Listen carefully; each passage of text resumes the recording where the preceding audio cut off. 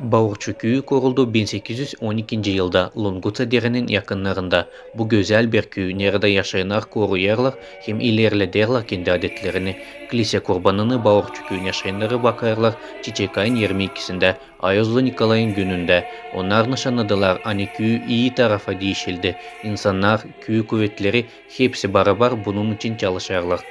Bizim köyde yapıldı, çok yollar güzel yapıldı, çok ağaçlar koyuldu. İyi, bütün kilisede güzel remontlar oldu. Kutlarız böyle güzel günden yortuyla bizim köyün kurbanına köyü olsun mir dünyada anlaşmak самое главное da sağlık.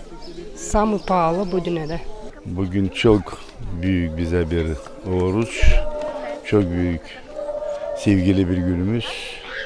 Bizim Святой Nikolay'ımız, bizim Spasitelimiz. Hepsini beraber kutluyoruz. Hepsini kim burada var, kim de geldi, kim de kendi kişiler. Hepsini kutluyoruz. Yerli kuvvetler çizgilediler, hani onlar savaşarlar işleme, bakmadan zorluklara, ki köyü daha yüksek yere kaldırma, gözelletme. Hepsine dua edeyim sağlık, hepsi olsun ayakta, herkes toplayıp toplanalım, anlayalım birbirimizden bu büyük yoğurtu güvedeyin. Bizim köyde var projektla, kilisenin yolu, koyma брусчатка, var sonra birkaç ruble kalı, laf oldu, продолжает etme, sonra öteye doğru. Bağırçı köyünden büyün adayırım uzun ömürle, büyük sağlıkla, Ayaz Nikolay'ın dualarının bizim ailelerimiz, bizim insan olsun sağlığı, bizim insan yaşasın pak dünyada, olsun pak bulutlar, hepsine uygunluk, sevinmelik hem uzun yaşamaklar.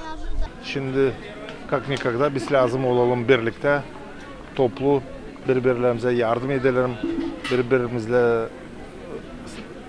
sayalım. Bizim Ayaz Nikolay bizi bırakmayacak. Ben iskrene inanıyorum bu işle. Olacak hepsi işler.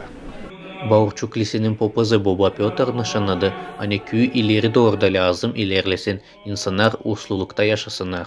Bugünkü günde Ayaz Ana Kilise yortulur, Ayaz Nikolay'ın günü. İleriki vakitten ta var kilisede hadit, hani yortulama Ayazları. Hristiyanlar çok biliyorlar Ayaz Nikolay'ın yardımını. O yüzden için bütün dünya sayır, bütün dünya sever. Bir eve girmeyeceğiniz siz hani bulmarsınız Hristos'un empanığına yanında olmasın Ayaz Nikolay'ın ikonasını. Öyle insan onu sever, öyle insan onu sayır, öyle o da sevdi daha yaşarken, öyle sever büyün da tez hazır gelme yardıma hepsine kimin var zoru. Rusya derler, skoro послушник, tez işiden Ayaz Nikolay'a derler, öyle var. Öyle o büyün olur, kimin var büyük zoru, kim dua eder Ayaz Nikolay'a o hazır tez gelmeye, yardım etme, zordan, kahırdan çıkarma. İnsanı sevdi. Onda vardı bir büyük bağışır Allah'tan, acıyanlık. Hangisi verir bize de hepsimize örnek Ayaz Nikolay. Kim sayar onu, kim metin eder onu, kim dua eder ona, o verir bize hepsimize büyük örnek. Olsun bizde de acıyanlık birbirimize. Bence Allah sevdi onu. Her olası bize de acıyanlık.